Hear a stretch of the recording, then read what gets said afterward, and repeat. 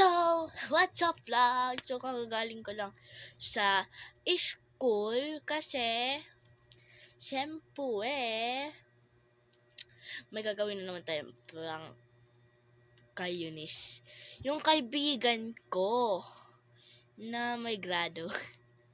So, ayun na nga guys, may naisip akong prank kay Eunice. Diba, magte-texture kami ng clay, slime, and etc. na.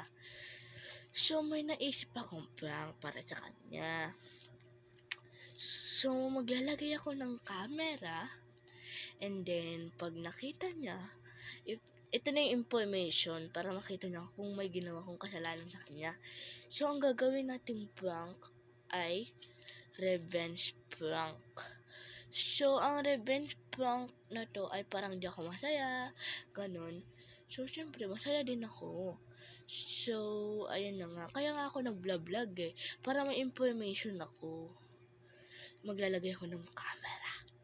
Bibili kami ng